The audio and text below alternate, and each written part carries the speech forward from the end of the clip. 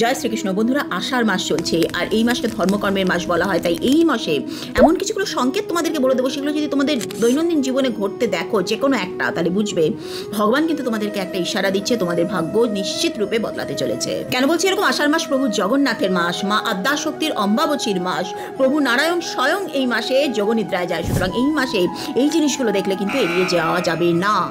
3টে থেকে 5টা এই ব্রহ্ম মুহূর্তে বাতাসের মধ্যে কিন্তু প্রচুর কসমিক এনার্জি থাকে। এই সময় ঘুম ভেঙে যাওয়াটাকে ভগবানই কোনো ইশারা মনে করা হয়।